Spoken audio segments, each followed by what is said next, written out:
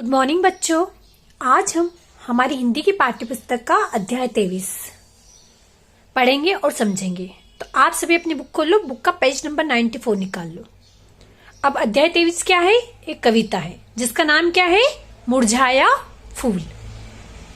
फूलों को देखा है कब मुरझा जाते फूल? जब उनको उनकी डाली से तोड़ लेते हैं, उसके बाद वो क्या करते हैं? मुरझा जाते हैं। तो ये जो कविता है ये एक मुरझाए हुए फूल की है। अध्याय 23 मुरझाया फूल।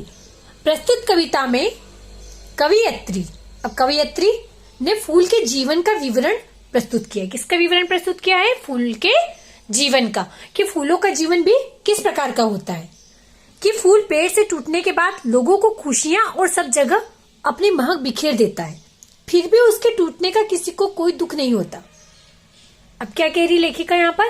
कि फूल जो सबके जीवन में खुशियां भरता है, लेकिन उसके टूटने के बाद उसको क्या दुख होता है, इसकी किसी को भी कोई चिंता नहीं है। था कली के रूप शेषव में आहा, सूखे सुमन हास्य करता था, खिलाती अंक में तुझको पवन। था कली के रूप में मतलब छोटा सा, शेषव मतलब बचपन में जो बाल अवस्था होती है उसको क्या बोलते हैं? शेषव। तो जब वो बहुत छोटा होता है, सूखे सुमन सूखने के बाद हास्य करता, खिलाती अंक में तुझको पवन। जब पवन मतलब हवा, जब हवा चलती है तो क्या होता है? फूल हिलने लगता है ना, एकदम खिल जाता है। तो हवा उसे क्या करती है? खिलाती है। खिल गया जब पूर्ण तू, मतलब जब पूर्ण तू मतलब पूरी तरह से, जब वो फूल पूरी तरह से खिल गया। मंजुल सुकोमल पुष्प बन, लुप्त मधु के हेतु मंडराते लगे उमड़ते भ्रमर। अब ये मंजुल का अर्थ क्या होता है? सुंदर, मनमोहक, जो हमें अपनी ओर आकर्षित करे। जब जो फूल होता है जब पूरी तरह खिल जाता है तो हम उसकी तरफ आकर्षित होते हैं, हमें बहुत अच्छा लगता है, उसकी तरफ खींचे चले जाते हैं। अब यहाँ पे लुप्त यानी लोभी। लुप्त का अर्थ क्या होता है? लोभी। लुप्त मधु के हेतु मतलब लोभी। यहाँ लोभी किसको बोला है? भंवरे को। भंवरा क्या करता है? उस फूल के ऊपर मंडराने लगता है। भ्रमर मतलब भंवरा। क्या खाने के लिए? उसका मधु खाने के लिए वो क्या करता है? उसके ऊपर मंडराने लगता है। स्निग्ध किरणें चंद्र की तुझको हंसाती थी सदा, रात तुझ पर बरसाती थी मोतियों की स्पंदा। स्निग्ध मतलब क्या होता है? चिकनी या ठंडी। सुबह सुबह या रात की जो ठंडी किरणें होती है, किरणें तो सुबह होती है ना, तो रात में चंद्रमा, जब फूलों पर चंद्रमा पड़ता है, सुबह की किरण पड़ती है तो वो फूल हंसने लगता है।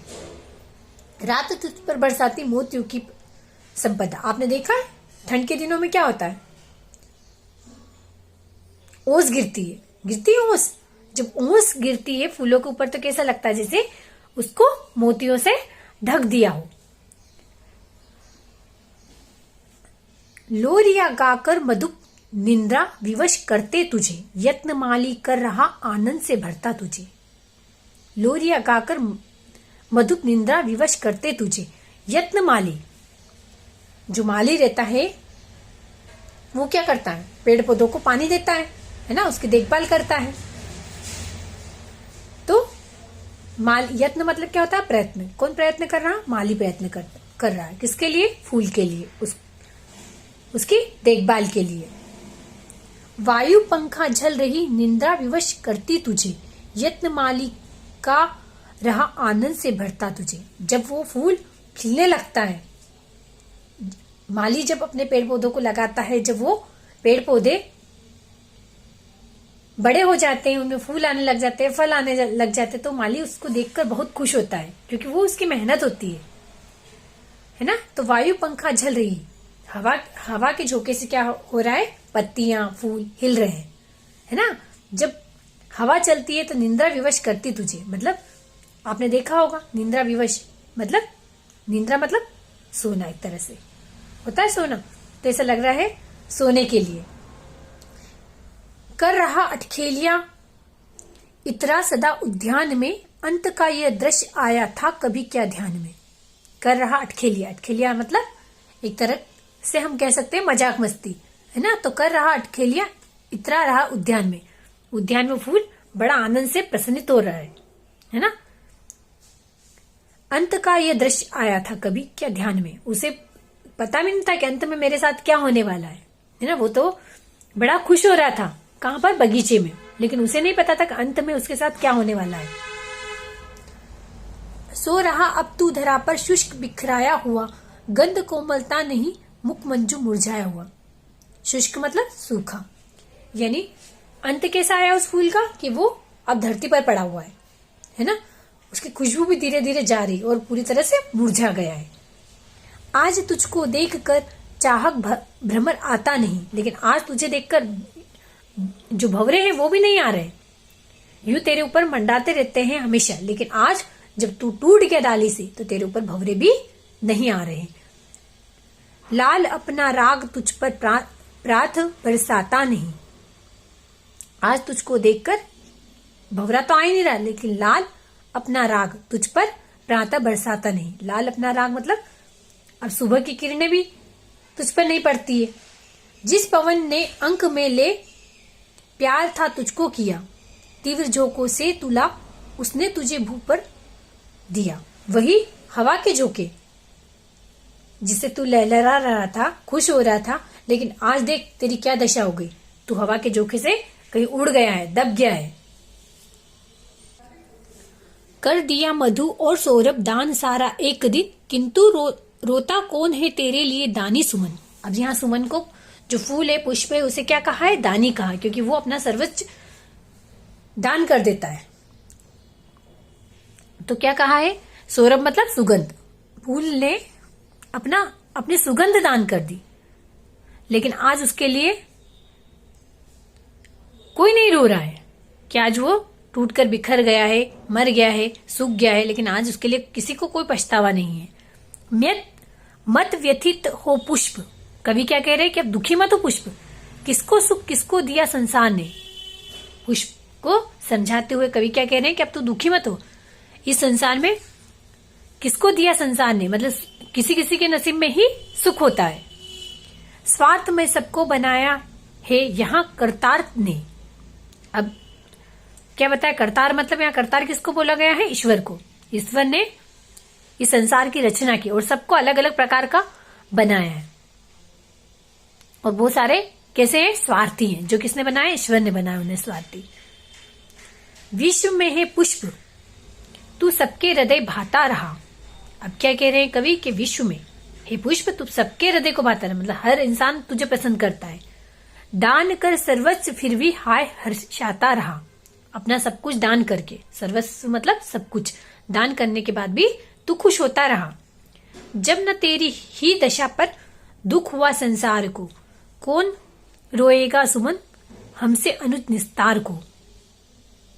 अब क्या कह रहे हैं, जब न तेरी ही दशा पर, कि तेरे इस दशा पर दुख हुआ संसार को, दुख तो होता है, कौन रोएगा सुमन। सुमन मतलब पुष्प, कौन रोएगा। निसार का अर्थ क्या होता है, नश्वर, क्योंकि इस संसार में क्या है, सभी कुछ नश्वर है, मतलब सब। नश्वर का अर्थ क्या होता है कि बेकार, एक तरह से बेकार है संसार में। किसी भी प्रकार का मोह माया रखना बेकार है संसार में। तो ये कविता थी, किसने लिखी है कविता, श्रीमती महादेवी वर्मा ने। किसने लिखी, श्रीमती महादेवी वर्मा ने। अब शेषव का अर्थ क्या होता है, बचपन। अंक मतलब गोद। मंजुल मतलब मनमोहक या सुंदर। सौरभ यानी सुगंध। लुब्ध का अर्थ क्या होता है, लोभी। करतार यानी ईश्वर। स्निग्ध यानी चिकनी। सर्वस्व ने सब कुछ। शुष्क ने सूखा। निसार ने नश्वर या बेकार।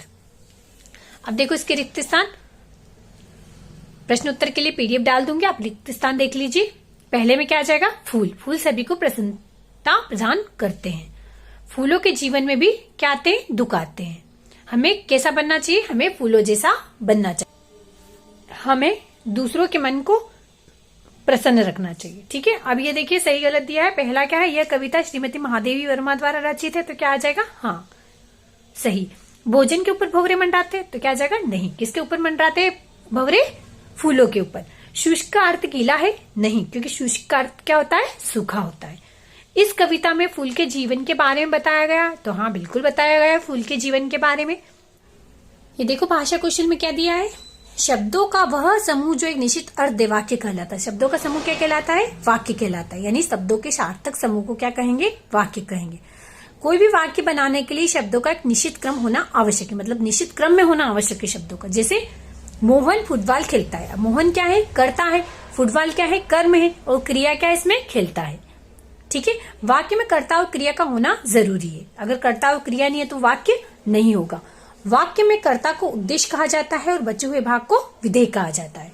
ठीक है, तो ये हमारा जो पार्ट था कंप्लीट हो गया है। तो आप इसको एक बार और अच्छे से पढ़ लीजिएगा और इसके प्रश्न उत्तर PDF डाल दूंगी, उससे लिख लीजिएगा। तो आज की कक्षा को मैं यही समाप्त करती हूँ, फिर मिलेंगे अगली कक्षा में।